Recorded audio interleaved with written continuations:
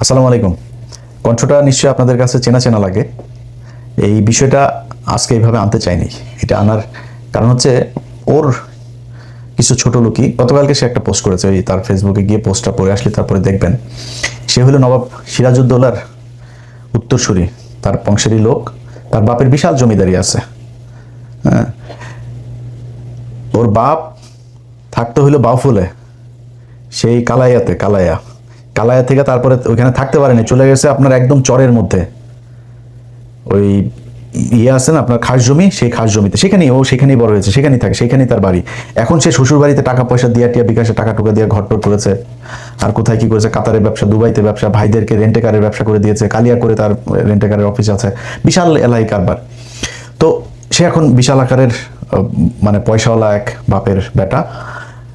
মানে ভাবটা এরকম, জন্মগতভাবেই সোনার চামচ মুখে নিয়ে তারপরে সে বড় হয়েছে। তার টাকা পয়সার কখনো কোনো সমস্যা ছিল না। আমাদের ভিক্ষার টাকা তো পকেটের মধ্যে। সে কালকে পোস্টে লিখেছে, আমরা এখানে আমি কাজ করে খাই, কামলা দিয়া খাই না, তুচ্ছ তাচ্ছিল্য করে। ভাই বেটা কামলা দিয়া না, আমেরিকায় মানে যত ধরনের কষ্ট আছে সব কষ্ট করে তারপরে স্ট্রাগল করে তারপরে দেশের জন্য কাজ করেছে। সেই টাকা, সেই কষ্টের টাকা তোরে পাঠাইছি, তোরা আবার সেই টাকা নিয়ে জালিয়াতি করছিস। আমার কথা না, ওর দলের লোকজন তারা বলেছে। প্রতি মাসে প্রবাসীরা এই চাঁদাটা দিয়ে আমাদের একটা রিসিপ্ট পাওয়ার কথা, কিন্তু আমরা এই রিসিপ্টটা পাই না। প্রতি মাসে আমরা রিসিপ্টের জন্য এই আলোচনা হয়, অর্থ কমিটির হিসাব নিয়ে আলোচনা হয়, কিন্তু অর্থ কমিটি কোনো মাসেই স্বচ্ছ একটা হিসাব আজ পর্যন্ত দাঁড় করতে পারে নাই। এই বক্তব্যর পরে আবার যখন এই দলের ভেতরে গ্যাঞ্জাম শুরু হওয়ার পরে সে একটা টক শোতে গিয়েছিল, ওই যে খালিদ মহিউদ্দিনের। সেই টক শোতে যাওয়ার পর তার এই প্রশ্ন করা হয়েছে যে আপনি টাকা পয়সা হিসাব দেন না, আপনি ইচ্ছা মতো বিকাশের টাকা টুকা নিয়ে সব ভাঙেন। তখন সে বলেছে কি যে আমি অর্থ কমিটি নাকি সব জানে, সে কিছু জানে না। আপনি প্রবাস থেকে কি পরিমাণ টাকা পেয়েছেন গণ অধিকার পরিষদের জন্য? সেটা আমাদের অর্থ কমিটি এবং অডিট কমিটি বলতে পারবে, কারণ এটা তো আমি জানি না, অর্থ কমিটি এবং অডিট কমিটি বলতে পারবে। আসসালামু আলাইকুম নূর ভাই। ভাই আপনি যেহেতু সেন্ডার, আপনার অ্যাক্সেসটাই বেশি থাকবে। তো আপনি প্রয়োজনে যদি না হয়ে থাকে তাহলে চাইলে উপরে যে ডাচ বাংলা ব্যাংকের অ্যাকাউন্টটা দিলাম ওইটা তো একটু পাঠাতে পারেন। আমাদের তো কালকে প্রোগ্রাম, টাকা পয়সা তো কালকেই লাগছিল, আপনি একটু দেখেন। যখন এটা নিয়ে একটু আলোচনা শুরু হয় তখন নূর ভাই বলে এই সামনের মাসে তোমরা সঠিক হিসাবটা নিয়ে আসবে। এখানে আলোচনা থামিয়ে দেওয়া হয়, তারপর থেকে আলোচনাটা আগায় না। এইভাবেই অর্থ কমিটি চলতেছে, কোনো স্বচ্ছতা অর্থ কমিটির আজ পর্যন্ত এই 1.5 বছরে আমরা সঠিক হিসাব পাই নাই। ও চুরি করতো, এটা ওর দলের মানুষ। এই যেটা ছাত্র অধিকার পরিষদ বলেন, ওই যে কোটা আন্দোলন বলেন, এই কোটা আন্দোলন দিয়েই তো সবার উত্থান। আপনি আসিফ বলেন, নাহিদ বলেন, ওই ওর আশপাশে যারা যে 2-4 জন আছে, ওর সাথে আর কেউই নাই এখন। ও খালি রাশেদার, ও এর বাইরে ওর সাথে কেউ নেই। ওর শ্বশুর বাড়ি কিছু লাঠিয়াল আছে, ফুফাতো ভাই, খালাতো ভাই, চাচাতো ভাই, এগুলো মিলে বরিশালের একটা গ্রুপে নিয়ে, একটা লাঠিয়াল বাহিনীরে নিয়ে ও এনে ধান্দাবাজি করে। এই ধান্দাবাজি করেই তার চলছে। এখন সে নিজের বিরাট আকারের পয়সাওয়ালা লোকজন, বিরাট আকারের মানে অনেক কিছু হয়ে গেছে তো, বুঝছেন না? ফকিন্নির পোলারে আপনি যদি নাকি টাকা পয়সা দেন, ও তো এটার গরম সহ্য করতে পারবে না। এখন যখন কিনা ওর এই টাকা পয়সাগুলো আমরা 2000 কত সাল, এটা 19 সাল, 19 তারপরে 20, ওই সময়টাতে সবচেয়ে বেশি টাকা তাকে দেওয়া হইতো। একবার তার প্রতি মাসে আমরা 1-2বার এরকম প্রতি মাসে দিতাম বিভিন্ন জনের কাছ থেকে তুলে। তো তাদের ভেতরে একজনের কাছে $2500 পাঠানো হয়েছিল একবার, আমার মনে আছে। এই টাকা এরকম অনেকে পাঠিয়েছে এখানে, মানে আমেরিকায় যারা আছে আপনি খোঁজ নেবেন, ওই নায়েব আলী, ওই যে মাসুম, এরকম যারা আছে পরিচিত লোকজন যারা আছে, আপনারা তাদের কাছে জিজ্ঞেস করেন, সবাই টাকা দিয়েছে এবং মানুষের কাছ থেকে নিয়ে তারপরে টাকা দেওয়া হয়েছে। আমি যদি দিয়েছি $500, আরেকজনের কাছ থেকে নিয়েছি $500, আর যদি কোনো সময় দেখা গেলো $100 আছে, ওকে $100 কত ভাই, 1000 হয়েছে, দান পাঠান। এভাবে টাকা পাঠানো হইতো। সেই টাকা $2000 তাকে পাঠানো, তখন $85, $84, $86 এরকম $1 রেট পাঠানো হইলো। সম্ভবত মনে হয় বাংলাদেশি টাকায় 2 লাখ বা এরকম কিছু, আমার মনে নাই। বাট $2500 আমরা পাঠিয়েছিলাম, 2500। এই টাকা পাঠানোর পরে এখন হঠাৎ করে এই নুরু ফোন দিছে যে ভাই টাকা তো আসেনি। টাকা তো পাঠানো হয়েছে, ওর সাথে নামটা আর বললাম না ওইটা। এরপরে সে ধরা খাওয়ার পরে বলতেছে ভাই আমার বাচ্চা হয়েছে, ওয়াইফের ডেলিভারি, হসপিটালের বিলে টাকাটা খরচ হয়ে গেছে, আমি এটা খরচ করে ফেলছি। পরে আবার পাঠাইছি আমরা। এরপরে আবার ফের এই তুলে তারপরে তাদেরকে টাকা পাঠানো হয়েছে। নুরু এত সহজ না। আমেরিকার জীবন, আমেরিকায় আসে আর টাকা গাছ থেকে পড়ে যায় এরকম না। এখানে যারা স্যুট টুট পরেও বাংলাদেশে যায় না, এরা এখানে কে কি করে, তোর তো 14 গোষ্ঠীর মধ্যে মনে হয় আমেরিকা কেউ থাকে না, থাকলে জিজ্ঞেস করিস।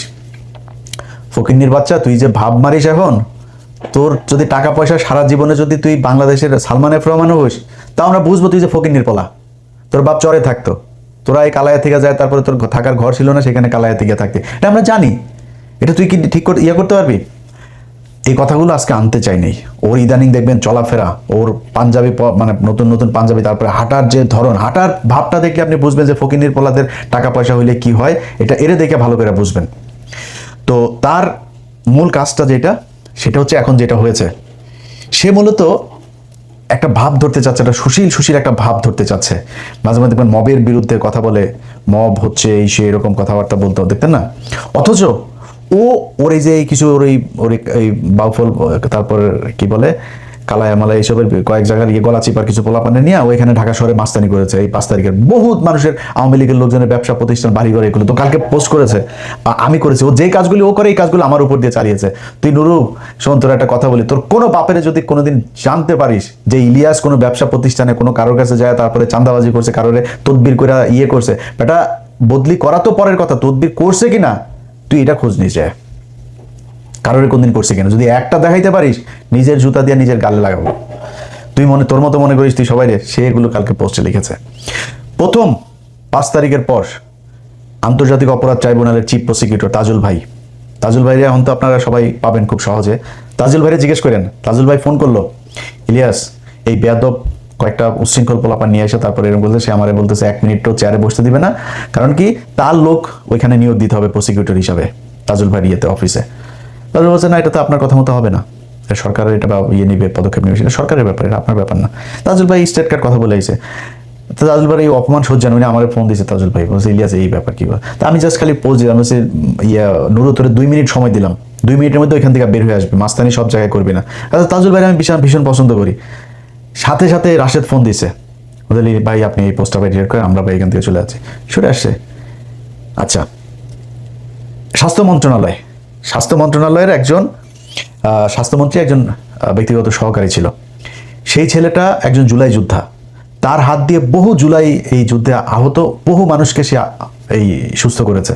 এইটার কারণেই তাকে এই মন্ত্রীর পিএস বানানো হয়েছিল। সে বহু পোলাপানকে সে রাশিয়া থেকে আপনার এমবিবিএস করেছে, যে কারণে রাশিয়ায় তার অনেক এই মেডিকেলে আপনার অনেক প্রফেসর এরা ছিল, ভালো ভালো হসপিটাল ছিল, সেগুলি সে চিনত। সে বিভিন্ন রোগীকে নিয়ে গিয়েছে। এমন একজন মানুষকে সে তার একটা তদবির করেছে, তাদের কাছ থেকে আপনার কিছু জিনিস কিনতে হবে, এটা নুরু দিবে, সাপ্লাই দিবে। সে বলছে না ভাই আমি এটা পারবো না। কেন পারবে না? তার বিরুদ্ধে যায় আপনার দুদকের সামনে যায়, তার পোলাপান কয়টা আছে, 50-60 জন পোলাপান আছে, এগুলো টাকা পয়সা দিয়ে পালে, আগে বিকাশের টাকা খাইতো, এখন ধান্দাবাজি টাকায় খায়।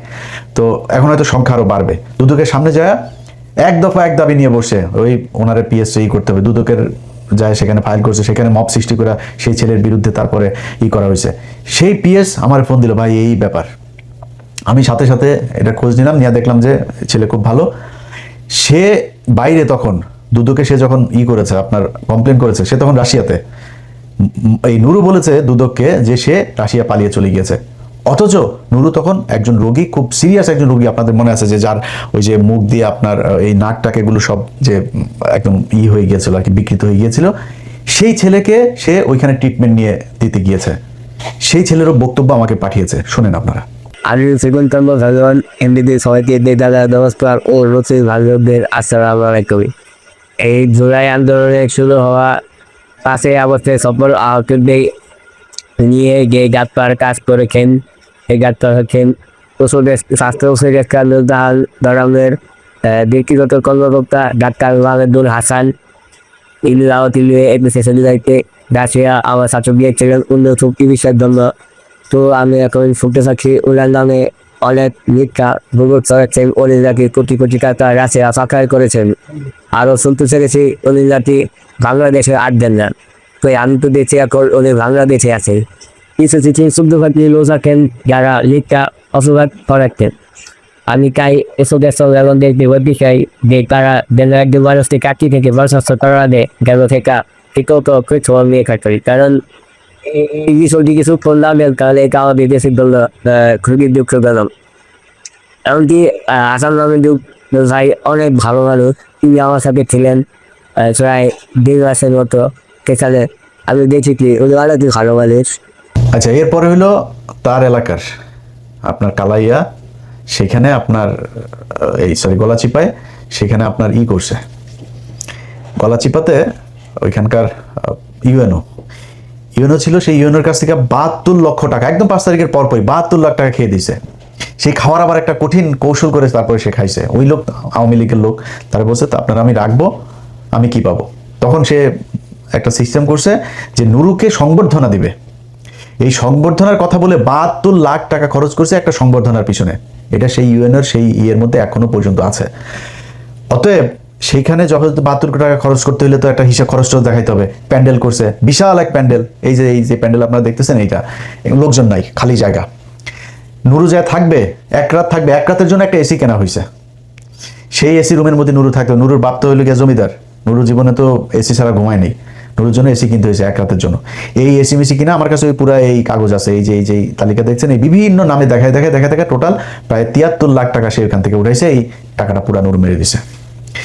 এইভাবে সে এই 5 তারিখের পর থেকে পুরা সময়টাতে সে আপনার নানান ধরনের টাকা লুটপাট করছে। তো এই ফকিন্নির পোলার আপনার পা থেকে মাথা পর্যন্ত পুরাটাই দুর্নীতি, অনিয়ম, মানুষের টাকা আত্মসাৎ, এটাতে ভরা। সে জীবনে কোনোদিন আওয়ামী বিদ্বেষী ছিল না, সে আওয়ামী বিরোধী জীবনও কখনো ছিল না। তার রক্তের মধ্যে আওয়ামী লীগ। তার বাবার একটা বক্তব্য আপনারা শোনেন, তার বাপ তারে নিয়ে কি বলে। রাজনৈতিক ছিল বঙ্গবন্ধু শেখ মুজিবুর রহমান। এটা যদি আমি বলি যে সে ছিল না, তাহলে আমি ভুলের রাজ্যে বসবাস করি। আদার্স এখন বাংলাদেশে বঙ্গবন্ধুর পর দ্বিতীয় নেতা বিভিন্ন। আমি আপনাদের কাছে আরেকটা কথা বলি, আমি এখান থেকে বিদায় নেব। বিএনপি কিন্তু রাজনীতি করিয়া এই দেশ, তারপরে জাতীয় পার্টি কি রাজনীতি করে ক্ষমতায় আছে? কি বলেন? জাতীয় পার্টিও রাজনীতি করে আসে নাই, বিএনপিও রাজনীতি করে আসে নাই, বঙ্গবন্ধু রাজনীতি করে আসে। আবার প্রত্যেকের দোয়া সে এখন জাতীয় নেতা। তার সামনে বাংলাদেশে এখন জাতীয় নেতা আর নাই। মনে মনে কলা খায় অন্য নেতা, তার সাথে যোগাযোগ করে তারেক রহমান। তোমরা এখানে বইয়া ছোলা কলা খায়। তার এলাকার আরেকজন আছে, সেও তার আত্মীয়, সেও ওইখানকার আওয়ামী লীগের পদে ছিল। সেই লোক তাকে হইল গিয়া এই গলাচিপার আপনার বানাইছে, বাউফলের আপনার শেখ মুজিব বানাইছে। শুনেন তার বক্তব্য। যিনি এই সারা বিশ্বে যাকে চেনে তিনি হলো নূর ভাই। আমি সর্ববিশ্বাস ইউনিয়নের 1 নং ওয়ার্ডবাসীকে বলতে চাই, ধর্মাত নির্বিশেষে গোপালগঞ্জ আমাদের শেখ হাসিনার বাড়ি, সেখানে অন্য কোনো গান নাই, শুধু গান হলো একটা নৌকা। আমাদের এই 10 মিনিট গলাচিপা, আমরা তরে ভোট দেবো না, আমরা ভোট দেবো চলে। আমাদের গান হলো একটা, সেটা হলো সর্ববিশ্বাস ইউনিয়ন তৃতীয় গোপালগঞ্জ নামে পরিচয়। আপনারা তার শেখ হাসিনার সাথে যেদিন সে কিনা ওই যে ভিপি নির্বাচিত হয়, ভিপি নির্বাচিত হওয়ার পরে শেখ হাসিনার সাথে তো নিশ্চয়ই আপনারা তার বক্তব্যগুলো শুনছেন। আমি আজকে আবারও আপনাদেরকে শোনাই, এটা হয়তো অনেকেই মিস করে গেছেন। সেখানে বক্তব্যটাকে আমরা শুনে আসি। আমিও যেটা বলেছি যে আমি ছাত্রলীগের কর্মী ছিলাম না, শুধু ছোটোখাটো একটা নেতাও ছিলাম, হলের পোস্টেড ছিলাম। আর আমি বিভিন্ন প্রোগ্রামে গিয়েছি, আমি দেখেছি নেত্রীকে ঢাকা মেডিকেল যখন বার্ন ইউনিটে বিএনপির আন্দোলনের সময় যখন আছে বিভিন্ন অকারেন্সগুলো ওঠে, তখন তিনি গিয়েছেন। আমরা রাস্তার পাশে দাঁড়িয়েছি, তাকে দেখেছি গাড়ির কালো গ্লাস থেকে, স্পষ্ট দেখতে পাইনি, টিভিতে দেখেছি। আর আজকে দেখার পর আমি অনেকক্ষণ চেয়ে রয়েছি। আমি 2.5 বছর বয়সে আমার মা মারা যায়, আর আমার ছোটো আজকে এখানে এসেছে, ওর বয়স ছিল তখন 1 বছর। আমার মায়ের এটা আমি যতটুকু মনে করতে পারি, আমি সেটা খুঁজে পেয়েছিলাম আমার প্রাইমারির একজন শিক্ষিকার মধ্যে, আমি যেই প্রাইমারিতে পড়েছি। আর আজকে আমি মাননীয় প্রধানমন্ত্রী এতদিন টিভিতে আমি ওভাবে দেখতে পাইনি, কিন্তু আজকে দেখে আসলে আমার মনে হয়েছে যে তার মধ্যে আমার মায়ের চেহারাটা আমি কিছুটা দেখতে দেখি, এরকম একটা জিনিস হচ্ছে। সেজন্য অনেকে আসলে বিভিন্ন উপাধিতে বলে থাকেন। আর আমরা একটা জিনিস দেখেছি যে আসলে তিনি প্রধানমন্ত্রী হিসেবেও, আমি বলবো না তিনি প্রধানমন্ত্রী, তিনি সবার প্রধানমন্ত্রী, তারপরেও তার কিছু স্পেশাল আসলে ক্যারেক্টার, যেটা আমরা দেখেছি যে কখনো ছোট শিশুকে কোলে নিয়ে, মানে একদম সিম্পল একজন যে নারীর যে ভূমিকা, সেই ভূমিকা অবতীর্ণ। আবার যখন দেখেছি আন্দোলন সংগ্রামে, মানে তার শুনেছি ওই সময়ের তার সেই মানে ছাত্র রাজনীতি থেকে উঠে এসেছে, তার কৃতিত্বের কথা আমরা শুনেছি। আর বঙ্গবন্ধুর কথা তো এটি আসলে তো শুধু আমরা না, সারা বিশ্বের মানুষ জানে। আর তার সুযোগ্য কন্যা যদিও শেখ রেহানা আপা আমরা রয়েছে, কিন্তু এটি তো আমরা মানে সবার মধ্যে সব গুণ এককভাবে থাকে না, কিন্তু আপা আমরা মনে করি যে আসলে যেটা বঙ্গবন্ধুর মধ্যে অনেকে বলে যেটা ছিল, তার পুরোটা মনে হয় যে আমাদের নেতৃত্ব দিয়েছেন। আমার আপার প্রতি অনুরোধ থাকবে যে আসলে অনেকে, যেটা আমি আপা বলতে চাইনি, কারণ আমি আসলে মানে মায়ের ওই জায়গাটাকে তাকে দেখতে চেয়েছি লিখেছিলাম, কিন্তু সবাই ছাত্রলীগ, আমি যেটি করেছি সবাই আপা আপা বলে, এই জন্য আমার মুখ থেকে ঘটনাটা বের হয়েছে যে আমার ছাত্রলীগের ভাই বন্ধুরাও কেন যেন আমাকে আসলে জামাত শিবির বানানোর জন্য তারা খুব একটি অপপ্রচার করেছিল তাদের ছাত্রলীগের এতগুলো এরকম একটা পোস্টে থাকা অবস্থায়। আর আপনারা দেখেছেন যে আমার পরিবারের, আমি আশা করি যে মাননীয় প্রধানমন্ত্রীর কাছে আমার পরিবারের সকলের মোটামুটি একটা তথ্য আছে, সেখানে দেখেছেন যে আমার পরিবার আসলে মানে পুরো পরিবারে ছিল আওয়ামী ব্যাকগ্রাউন্ডের, কিন্তু আসলে আমি অনেক কথাই বলতে চেয়েছিলাম কিন্তু আবেগ ভালোবাসায় অনেক কিছুই ভুলে যাচ্ছি। জয় বাংলা, জয় বঙ্গবন্ধু। আর আমি প্রধানমন্ত্রীর অনেকটা প্রোটোকল, এই কারণে আমি অনেকটা আমার একটু ইচ্ছা ছিল যে বঙ্গবন্ধু শেখ মুজিবুর রহমানকে কখনো তো দেখিনি, তার কথা শুনেছি। আর তার গান যেটি আমি ক্লাস 5-এ একটা গান খুব ভালো লেগেছিল, আমাদের স্কুলের মাঠে মুক্তিযোদ্ধা সংসদ সন্তান কমান্ডের আয়োজনে একটা প্রোগ্রাম ছিল, ওখানে এরকম একটা গান ছিল, যদি রাত পোহালে শোনা যেত বঙ্গবন্ধু মরেনি, তার আমরা পেতাম জাতির পিতা বিশ্বপিতা মহান নেতা, এরকম একটি গান। আর বঙ্গবন্ধুর প্রেমেতে সবাই পড়েছে। আর আমার যেহেতু আমি বলেছি আমার মাকে আমি সেই 2.5 বছর বয়সে হারিয়েছি, আমাদের প্রথমে আমার ইচ্ছা ছিল যে আমি মাননীয় প্রধানমন্ত্রীকে, যেমন ভারতের নরেন্দ্র মোদী আমরা দেখেছিলাম মাননীয় প্রধানমন্ত্রী যখন গিয়েছেন কোনো রকম প্রোটোকল ব্রেক করে তিনি তাকে ওয়েলকাম জানিয়েছিল, আমার একটা ইচ্ছা ছিল তাকে মানে একদম ঝটিকা আগে তাকে সালাম করাটা, কিন্তু আমি ভাবছি তার পিছনে যেহেতু তার নিরাপত্তা রক্ষীরা রয়েছে সেটা বিঘ্ন ঘটবে কিনা, এই জন্য আমি যাইনি। আমি একটু মাননীয় প্রধানমন্ত্রী আপনাকে একটু, যেহেতু আমার মা নাই, আমি বলেছি আমার সেই মাতৃত্বের ছায়াটা আমি দুজনের ব্যক্তির মধ্যে খুঁজে পেয়েছি, সেটা আমার শিক্ষিকা এবং হচ্ছে আপনি, আমি একটু আপনাকে সালাম করতে চাই।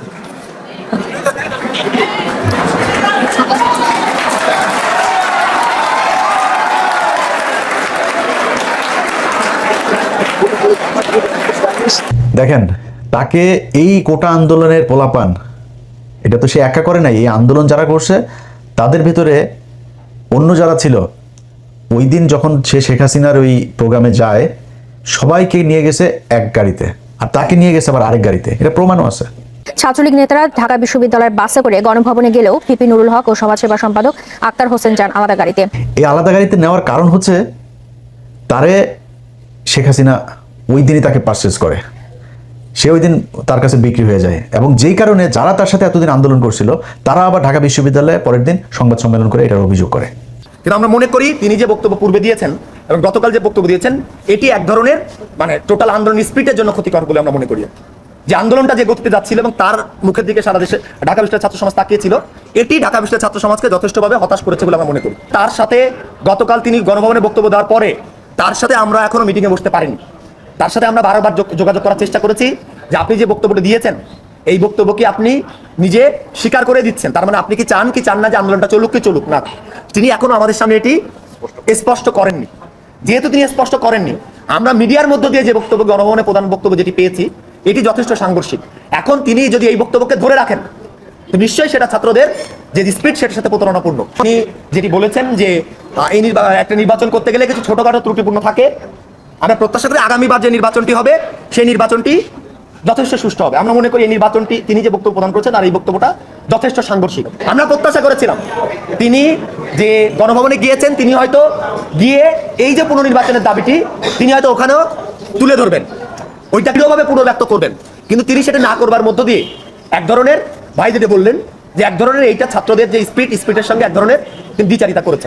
আচ্ছা, এটা আবার দেখেন সে একটা ব্যাখ্যা দিয়েছে যে তাকে নাকি ওই দিন নিয়ে যাওয়া হয়েছিল, মানে 5 তারিখের পরে সে ব্যাখ্যা দিয়েছে তাকে নাকি ওই দিন নিয়ে যাওয়া হয়েছিল তার বাবাকে চাপ দিয়ে তারপরে নিয়ে যাওয়া হয়েছে, অথচ ওর বাপের সাথে ওর ভালো সম্পর্ক না। ওর বাপ এই 5 তারিখের পরে ওর পিছনে আসে, ওর বাপের সাথে কিন্তু ওর ভালো সম্পর্ক না, ওর বাপ ওরে দেখেও না তেমন ঠিক মতো।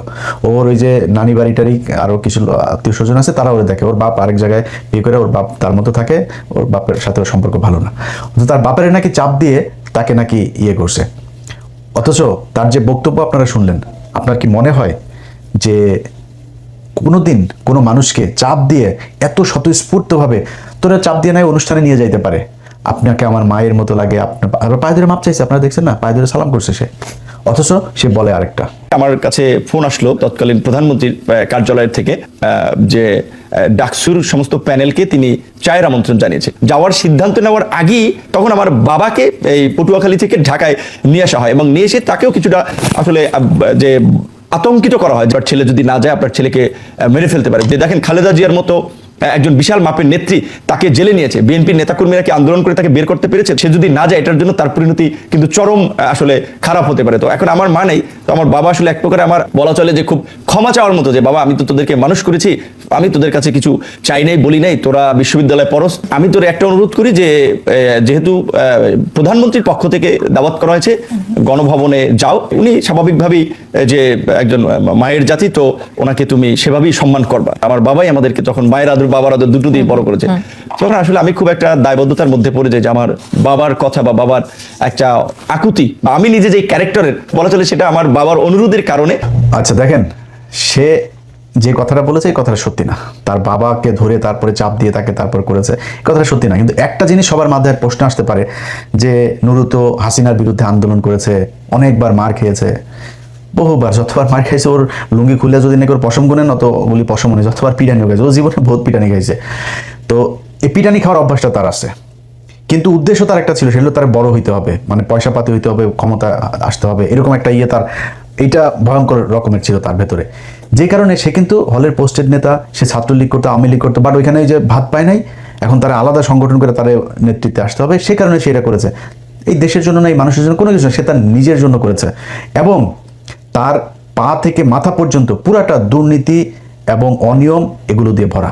এটা আমার কথা না, মানে আমি যে তাকে তার সাথে লাগার জন্য বলছি সেটা না, তার দল যারা করেছে এই পর্যন্ত, এই যে যাদেরকে দেখেন আসিফ নাহিদটাই যা কেউ থাকে নাই তার সাথে, কেন থাকে না জানেন? কারণ তার এই চরিত্রের কারণে। আমার এখানেও আপনাকে একজনের বক্তব্য শুনে, তার দলের লোকজন তারা কি বলে, তারা যারা তার সাথে ছিল, যারা টাকা পয়সা দিত, এখানে কয়েকজন ব্যবসায়ী আছে আমার পরিচিত, এরা টাকা দিয়েছে, আমি বহু মানুষকে ভাই করেছে, ভাই নাম্বার দিয়ে দিতাম, ভাই এই নাম্বারে টাকা দিয়েন, একটা কল দিয়ে টাকা দিয়েন, এভাবে টাকা দিত। সেই ব্যক্তিরা তার দল থেকে চলে গিয়েছিল। চলে যাওয়ার কারণ আবার আছে আরেকটা, সেটাতে যাই।